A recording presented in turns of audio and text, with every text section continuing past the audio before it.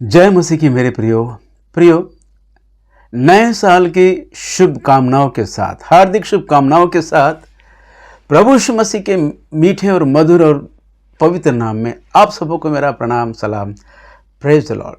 प्रियो, हमारा ये कर्तव्य है कि हम सत्य को जाने, केवल सत्य को जाने और हर विषय के विषय में हम पूरी तरह क्लियर रहे। हमारा ये स्वभाव रहे, ये परमेश्वर चाहते हैं। तो मैं आपको बताना चाहता हूं, परमेश्वर के अनुग्रह के विषय में भी बहुत सारे लोग तरह तरह के अपने अपने अभिप्राय में जी रहे हैं। सबकी अपनी अपनी सोच है। परमेश्वर का अनुग्रह के विषय में आजकल जो सिखाया जाता है कि परमेश्वर का जो अनुग्रह है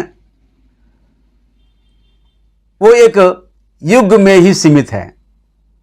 कहते हैं कि हम अभी परमेश्वर के युग में जी रहे हैं, ये परमेश्वर का युग है। तो मेरा प्रश्न ये है, क्या परमेश्वर का अनुग्रह किसी युग में सीमित है? ऐसा हो सकता है? परमेश्वर का अनुग्रह तो अनंत काल का अनुग्रह है। परमेश्वर का वचन कहता है भजन संहिता में कि परमेश्वर का अनुग्रह अनंत काल का अनुग्रह है। लेकिन हमको क्या सिखाया जा रहा है कि हम अभी इस जग में जो हम जी रहे हैं, ये परमेश्वर का अनुग्रह का समय है। यीशु के बाद का जो समय है, कहते हैं, सिखाने वाले सिखाते हैं कि ये तो परमेश्वर का अनुग्रह का युग है। आइए, अगर ये सब अनुग्रह का युग है, वर्तमान युग ये परमेश्वर का अनुग्रह का युग है, जबकि वचन कहता है, हम पढ़ेंगे भजन संहिता उसका 136 भजन, यहोवा का धन्यवाद करो क्योंकि वो भला है और उसकी करुणा सदा की है। उसकी करुणा सदा की है, उसका अनुग्रह सदा की है। तो तुम कैसे कहते हो वर्तमान युग परमेश्वर का अनुग्रह का युग है? हाँ मेरे दोस्तों, ऐसी जो शिक्षा कलीसिया में दी जा रही है, ये सरासर गलत है। क्यों? तो परमेश्वर का वचन कहता है परमेश्वर का अनुग्रह, परमेश्वर की करुणा सदा काल की है। सदा काल यानी निरंतर हम पर बनी रहती है। चाहे वो यीशु के बाद का युग हो या यीशु के पहले का युग हो, निरंतर हमारे साथ इस पृथ्वी पर बनी रहती है। दोस्तों, यीशु के बाद का जो समय है वो अनुग्रह का समय है। तो क्या परमेश्वर का अनुग्रह यीशु के पहले के भक्तों के जीवन में काम नहीं किया है? परमेश्वर का अनुग्रह यीशु के पहले होने वाले भक्तों के जीवन में भी परमेश्वर का अनुग्रह उन पर बना रहा है। परमेश्वर का अनुग्रह उन पर अपना कार्य किया है। नूह के जीवन में देखिए, नूह के जीवन में भी परमेश्वर का अनुग्रह हुआ है। मूसा के जीवन में भी परमेश्वर का अनुग्रह हुआ है। अब्राहम के जीवन में परमेश्वर का अनुग्रह हुआ है।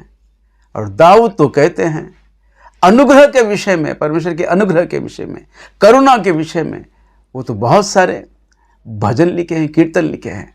परमेश्वर का अनुग्रह, परमेश्वर का अनुग्रह। दोस्तों, अगर हम कहें भक्त दाऊद से, राजा दाऊद जी, अनुग्रह का समय तो नए नियम का समय है, तुम कैसे परमेश्वर के अनुग्रह में इतने आनंदित हो रहे हो? ये गलत है क्या? राजा दाऊद से हम जाकर इसे कह सकेंगे? दोस्तों, ये सरासर गलत है। ये सरासर गलत है कि ये वर्तमान युग, यीशु मसीह के बाद का ये जो वर्तमान युग है, अनुग्रह का युग है, ऐसी जो शिक्षा दे रहे हैं, ये सरासर गलत है। परमेश्वर का अनुग्रह तो अनंत काल का है, वो सदा काल का है। वो पहले भी था, आगे रहेगा और अभी हमारे साथ है। जो युगानुयुग हमारे साथ रहने वाला परमेश्वर का असीम अनुग्रह है। उसके अनुग्रह के बिना हम एक पल भी इस जगत में जी नहीं सकते हैं मेरे दोस्तों। हाँ मेरे दोस्तों, अब प्रश्न ये उठता है यीशु मसीह के बाद ये वर्तमान जो युग हैं ये अनुग्रह का युग हैं, ऐसा किसने सिखाया है? ये गलत शिक्षा कहां से आई है? ये सबसे बड़ा प्रश्न है मेरे दोस्तों। इसका मैं खुलासा करना चाहता हूं। कृपया आप अपने बाइबल में बने रहिए और अंत तक इस वीडियो में आप बने रहे हैं तो बहुत अच्छा रहेगा। परमेश्वर के अनुग्रह के विषय में, अनुग्रह की सच्चाई के विषय में आप जान पाओगे। तो प्रश्न ये है, ये जो सिद्धांत बनाए गए हैं यीशु के बाद वर्तमान का युग ये अनुग्रह का युग है, ऐसा जो सिद्धांत बनाकर कलीसिया को सिखा रहे हैं, ये शिक्षा कहां से आई है? तो दोस्तों, बाइबल के अनुसार मानव इतिहास को, मानव चरित्र को, मनुष्य के इतिहास को 7 भागों में बांट दिया है, 7 युगों में बांट दिया। ऐसा कहना ठीक रहेगा। मानव जाति के इतिहास को 7 युगों में बांट दिया है। ऐसे बाइबल कॉलेज में सिखाया जा रहा है और कलीसिया में भी ऐसी शिक्षा दी जा रही है। हाँ मेरे दोस्तों, आज कलीसिया में एक सिद्धांत सिखाया जा रहा है, एक थ्योरी जो है जिसका नाम है डिस्पेंसेशनल थ्योरी। ये जो सिद्धांत है, इस सिद्धांत का जो नियम है, मनुष्य जाति या मानव जाति को या मानव जाति के इतिहास को 7 युगों में बांट दिया है। 7 युगों में मानव जाति के इतिहास को बांट दिया है। पहला युग 7 युगों में बांटा है और पहला युग जो है, पहला युग हम देखते हैं निष्पाप युग। पहला युग निष्पाप युग। निष्पाप युग ने आदम हवा का समय काल। आदम हवा जब अदन की वाटिका में थे वो निष्पाप युग है, और जब वो फल को खाकर उनकी आंखें जब खुल गई तो उस युग को विवेक का युग कहा गया है, विवेक का युग। और उसके बाद हम देखते हैं नूह के समय निम्रोद का जो साम्राज्य बनाया गया था, उस साम्राज्य के युग को मानव अधिकार का युग कहा गया, ह्यूमन गवर्नमेंट, है ना। उसके बाद देखते हैं चौथा युग जो है वाचा का युग। वाचा का युग जो है अब्राहम के साथ जो वाचा परमेश्वर ने बांधी थी, उस समय काल को वाचा का युग कहा गया है। और उसी तरह हम देखते हैं मूसा के समय 10 आज्ञाओं को लेकर जब मूसा उतर आए, उस समय काल को व्यवस्था का युग कहा गया है। ये 5वां युग है। और 6वां युग जो है प्रभु यीशु मसीह के आकर जाने के बाद जो युग है वो युग ग्रेस का युग है, अनुग्रह का युग है, ऐसा एक सिद्धांत है। और 7वां सिद्धांत परमेश्वर का राज्य, परमेश्वर का राज्य का सिद्धांत, परमेश्वर के किंगडम का सिद्धांत है। इस तरह हम देखते हैं 7 युगों में मानव जाति के इतिहास को बांट दिया है। और 6वां जो है वो ग्रेस है, वो अनुग्रह है, कृपा है। यीशु मसीह के जाने के बाद जो युग आया है वो ग्रेस का युग है। ऐसा एक सिद्धांत कलीसिया में सिखाया जा रहा है, बाइबल कॉलेज में सिखाया जा रहा है। और विशेषकर प्री ट्रिबुलेशन रैप्चर वाले इस सिद्धांत को पकड़ लिए हैं। इस सिद्धांत को पकड़कर वे अपने सिद्धांत, जो प्री ट्रिबुलेशन रैप्चर के सिद्धांत को सही साबित करने के लिए इसका उपयोग बहुत अच्छी तरह करते हैं। हाँ मेरे दोस्तों, अनुग्रह का युग, अगर आज का ये वर्तमान युग अनुग्रह का युग है, तो हमने देखा है परमेश्वर का अनुग्रह अनंत काल का अनुग्रह है। उसका परमेश्वर के अनुग्रह का कोई युग नहीं होता है, वो अनंत काल का युग है, अनंत काल का अनुग्रह है उसका। तो परमेश्वर का अनुग्रह अनंत काल का अनुग्रह है। दोस्तों, प्री ट्रिब्युलेशन वालों ने इस सिद्धांत में से ग्रेस अनुग्रह के इस विभाग को लेकर या इस युग को लेकर बताते हैं कि आज हम अनुग्रह के युग में हैं। ये परमेश्वर का अनुग्रह है। दोस्तों, आज वर्तमान युग परमेश्वर का अनुग्रह का युग है। मतलब यह है कि अन्य जाति अन्य जातियों को सुसमाचार सुनने का समय है। अन्य जाति प्रभु यीशु मसीह के कलीसिया में प्रवेश होने का समय है, अन्य जातियों का समय है, अन्य जातियों के द्वारा बनाई गई कलीसिया का समय है, अनुग्रह का समय है। ऐसा एक सिद्धांत कलीसिया में सिखाया जा रहा है।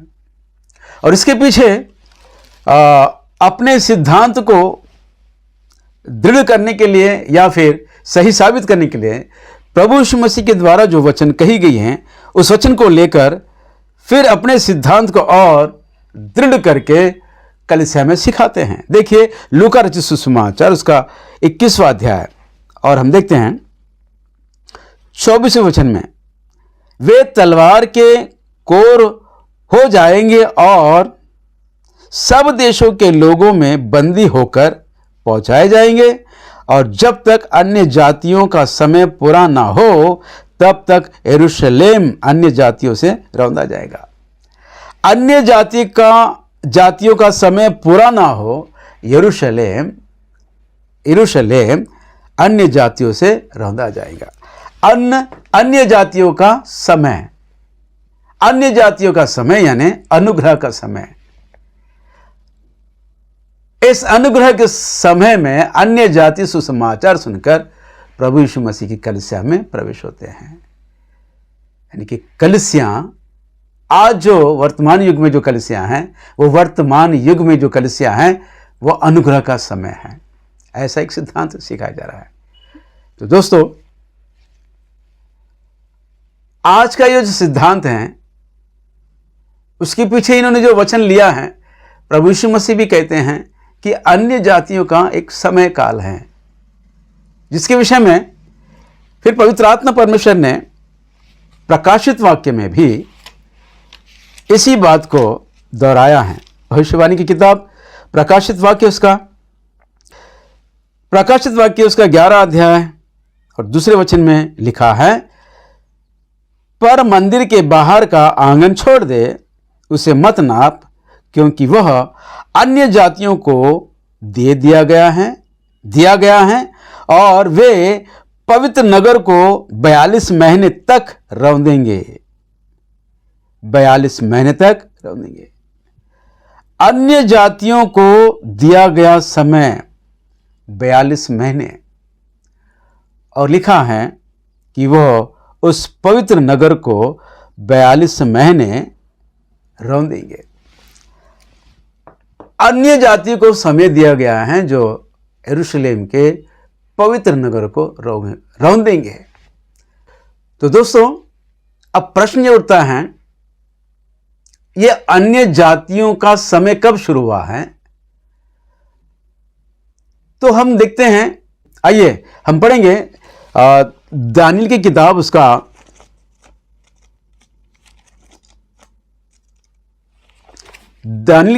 9वां अध्याय। 9वां अध्याय में हम देखते हैं,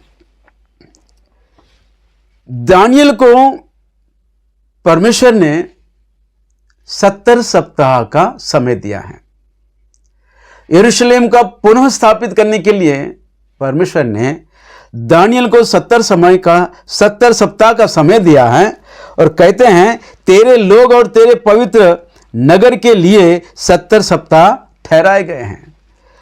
9वां अध्याय दानियेल किताब उसका 9वां अध्याय 24 वचन में लिखा है, परमेश्वर कहते हैं कि हे दानियेल, तेरे नगर को फिर बसाने के लिए 70 सप्ताह दिए गए हैं। और लिखा है 69 सप्ताह के पूरे होते अभिषिक्त काटा जाएगा। हाँ मेरे दोस्तों, दिए गए 70 सप्ताह के समय में 69 सप्ताह होते ही अभिषिक्त काटा जाएगा। 69 सप्ताह होते ही अभिषिक्त काटा जाएगा, यानी प्रभु यीशु मसीह क्रूस पर बलिदान होगा। 69 सप्ताह के होते ही प्रभु यीशु मसीह गद्दी पर बैठकर यरूशलेम प्रवेश हुए हैं और क्रूस पर मारे गए, गाड़े गए और तीसरे दिन जी उठे। तो दोस्तों, पर 69 सप्ताह के पूरे होने के बाद 70वां सप्ताह अब तक शुरू नहीं हुआ है। 69 सप्ताह के पूरे होने से पहले यहूदियों के लिए समय दिया गया था, पर जब 69 सप्ताह हो गए, पूरे हो गए, यीशु मसीह अपने कार्य को, उद्धार के कार्य को पूरा करके चले गए, तो उसके बाद का जो समय है वह अन्य जातियों के लिए दिया गया समय है। 69 सप्ताह से पहले यहूदियों का सप्ताह था, पर 69 सप्ताह के बाद अन्य जातियों के लिए दिया गया सप्ताह है। लेकिन प्रश्न उठता है, यहूदियों का समय कब आएगा? यहूदियों का समय तब आएगा जब अन्य जातियों का समय खत्म होगा। तो यहूदियों का समय कब आएगा? तो दोस्तों ध्यान दीजिए, यही दानियेल की किताब उसका 9वां अध्याय 27 वचन हम देखते हैं कि वो प्रधान आएगा, बहुतों के संग वाचा बांधेगा और 1 सप्ताह का समय लेगा। 1 सप्ताह यानी 7 साल का समय, 7 साल का समय लेगा। और लिखा है कि बहुतों के संग वो वाचा बांधकर इस समय को लेगा। तो अंतिम मसीह विरोधी जब आकर 1 सप्ताह के लिए समय लेगा और रजिस्टर पर अपना सिग्नेचर करेगा, उस दिन 70वां सप्ताह प्रारंभ हो जाएगा, शुरू हो जाएगा। 70वां सप्ताह प्रारंभ यानी यहूदियों का समय प्रारंभ। जब यहूदियों का समय प्रारंभ है तो अन्य जातियों के लिए सुसमाचार का द्वार बंद हो जाएगा। अन्य जाति के लिए सुसमाचार का द्वार बंद हो जाएगा और यहूदियों के लिए द्वार खुल जाएगा। तो प्री ट्रिब्यूलेशन कहते हैं, जब अन्य जाति के लोगों के लिए सुसमाचार का द्वार बंद हो गया है, तो 70वां सप्ताह के प्रारंभ के दिनों में अंतिम मसीह विरोधी जो आकर 1 सप्ताह का समय लेगा, यानी 7 साल के महाक्लेश के उस समय काल में अन्य जाति से बनी प्रभु यीशु मसीह की कलीसिया पृथ्वी पर क्यों रहेगी? क्योंकि सुसमाचार ही बंद हो गया है, सुसमाचार का द्वार ही बंद हो गया है। तो 7 साल के महाक्लेश से पहले, वो अंतिम सप्ताह के प्रारंभ होने से पहले कलीसिया उठा ली जाएगी। उसके बाद 7 साल का महाक्लेश शुरू होगा। ऐसा एक सिद्धांत है प्री ट्रिब्यूलेशन वालों का, प्री ट्रिब्यूलेशन रैप्चर वालों का यह सिद्धांत है। दोस्तों अब तक जितना भी मैं कहा है ना, यह प्री ट्रिब्यूलेशन वालों का सिद्धांत की शिक्षा है। अब प्रश्न उठता है, अन्य जाति के लोगों को जो समय दिया गया है, अन्य जातियों का जो समय है, वो कितने दिनों का समय है? तो हम देखते हैं प्रकाशित वाक्य में 11 अध्याय में, प्रकाशित वाक्य 11 अध्याय में हम देखते हैं 42 महीने वह पवित्र नगर को रौंदेंगे। अन्य जाति को जो समय दिया गया है वो केवल 42 महीने का समय है, और लिखा है कि वो पवित्र नगर यरूशलेम को रौंदेंगे। रौंदेंगे इस शब्द को लेकर भी इन्होंने एक गलत सिद्धांत बनाया है। इनका सिद्धांत जो है, अन्य जाति यरूशलेम या पवित्र नगर को रौंदेंगे, इसका मतलब ये बताते हैं the time of gentile supremacy. इसका मतलब यह है, यह प्री ट्रिबुलेशन रैप्चर के सिद्धांतों की किताब में लिखी गई बात है। यह उनका एक सिद्धांत है। कहते हैं यरूशलेम पर अन्य जातियों का अधिकार रहेगा, यरूशलेम पर अन्य जाति अपना अधिकार चलाएगा। हाँ मेरे दोस्तों, ये बात सच है कि प्रभु यीशु मसीह के भविष्यवाणी के अनुसार यरूशलेम, यहूदी लोग पूरी तरह भटक गए थे और कम से कम 19 साल वे पूरे भारत देश के, पूरी दुनिया के देशों में फैल गए थे। पर उसके बाद धीरे धीरे वे लोग यरूशलेम में इकट्ठा हो रहे थे और 14 मई 1948 को यरूशलेम फिर से बसाया गया है। यरूशलेम को फिर से बसाया गया है, यरूशलेम को आजाद किया गया है, यरूशलेम को स्थापित किया गया है। कब? 1948, 14 मई 1948 को। दोस्तों ध्यान दीजिए, 14 मई 1948 को यरूशलेम फिर बसाया गया है। फिर वो पूरे संपूर्ण अधिकार के साथ यरूशलेम के लोग अपने देश में रहने लगे। तो मतलब यह है कि अब अन्य जातियों का समय खत्म हो गया है, अन्य जातियों का समय बंद हो गया है। जब अन्य जातियों का समय बंद हो गया है तो सुसमाचार भी रुक जाना चाहिए था। सुसमाचार रोक दिया जाना चाहिए था, लेकिन आज भी सुसमाचार पृथ्वी पर सुनाया जा रहा है। सुसमाचार सुनकर बहुत सारे लोग प्रभु में आ रहे हैं। हम तुम आए हुए हैं, तो क्या हम सब यहूदी हैं? हम सब अन्य जाति हैं ना। अगर अन्य जातियों का समय पूरा जब हो जाएगा, जब यहूदियों के लिए द्वार खुल जाएंगे। अब हम देखते हैं कि 14 मई 1948 को यहूदियों का देश बस गया है, तो अन्य जातियों के लिए सुसमाचार रुक जाना चाहिए, पर ऐसा हुआ नहीं है ना। आज भी सुसमाचार सुनाया जा रहा है और अन्य जाति उद्धार पा रहे हैं। तो इसका मतलब यह है, इनका यह सिद्धांत सरासर गलत है। इनका जो सिद्धांत है प्री ट्रिबुलेशन रैप्चर, महाक्लेश में जाने से पहले कलीसिया जो उठा ली जाएगी, ये सिद्धांत सरासर गलत है। अब प्रश्न ये उठता है कि अन्य जाति के लोगों को कितना समय दिया गया है?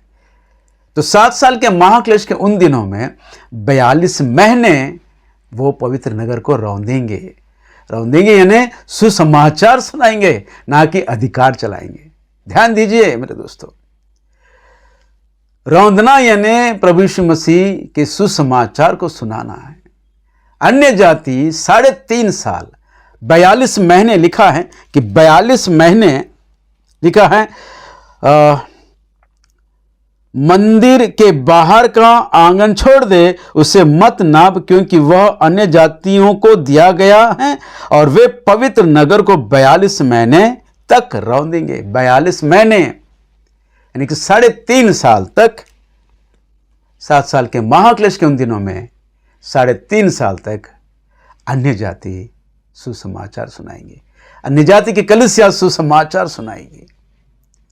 और दोस्तों, और जब अंतिम मसीह विरोधी जो 7 साल का समय लेकर, 1 सप्ताह का समय लेकर, आधे सप्ताह में वो अन्न बलि और मेल बलि बंद करा देगा। बहुतों के संग वाचा बांधा कि मैं पूरे पृथ्वी पर शांति का राज्य स्थापित करूंगा, और इजराइल जो मान्य रहते हैं उनसे कहता है कि तुम अपनी आराधना करते रहिए, मैं तुम्हारे छड़ी नहीं आऊंगा। लेकिन पता चला कि आधे सप्ताह के बीतने पर उसने अन्न बलि और मेल बलि बंद करा दिया। हाँ मेरे दोस्तों, आधे सप्ताह के बीतने पर अंतिम मसीह विरोधी अन्न बलि और मेल बलि बंद करा देगा, और 42 महीने सुसमाचार सुनाने वाली परमेश्वर की कलीसिया 3.5 साल यानी कि आधा सप्ताह तक वो भी सुसमाचार सुनाएगी। और आधा सप्ताह के बीतने पर, 3.5 साल के बीतने पर अंतिम मसीह विरोधी यरूशलेम के मंदिर में जाकर बैठ जाएगा। तो तब यहूदियों की आंखें खुल जाएगी। हाँ मेरे दोस्तों, यहूदियों की आंखें खुल जाएगी। अरे इसे तो हमने इसे अपना मसीहा समझा था, ये तो मसीह विरोधी निकला। और होगा क्या मेरे दोस्तों, अंतिम तुहरी फूकी जाएगी और उसकी दुल्हन जो 3.5 साल के बाद अंतिम तुहरी फूकी जाएगी, वो उठा ली जाएगी, क्योंकि उसका समय 42 महीने है। 42 महीने उस पृथ्वी पर रहेगी, प्रभु का काम करेगी और अंतिम तुहरी फूकी जाएगी और उसकी दुल्हन उठा ली जाएगी। और बाकी के जो दूसरे भाग के जो 3.5 साल हैं दोस्तों, यहूदियों की आंखें खुल जाएगी और अंतिम मसीह विरोधी का विरोध करने लगेगी। तब अंतिम मसीह विरोधी अपनी सेना को इजरायलियों पर छोड़ देगा और इजरायली कलीसिया जंगल में भाग जाएगी। उस जंगल में जो परमेश्वर ने उनके लिए जो जगह बनाई रखी है, जो 3.5 साल वहां पाली जाएगी। और 3.5 साल पूरे होते ही, पहले भाग के 3.5 साल पूरे होते ही जिस कलीसिया को अपनी दुल्हन को ले गया है, दूसरे 3.5 साल के भाग के पूरे होते ही उसी दुल्हन को लेकर आएगा और पृथ्वी पर अर्मगिद्दोन का युद्ध करेगा और इस पृथ्वी पर अपना राज्य करेगा। 1000 वर्ष का राज्य इस पृथ्वी पर होगा। तो दोस्तों, फिर एक बार मैं आप लोगों से कहना चाहता हूं, परमेश्वर का अनुग्रह का कोई युग नहीं होता है।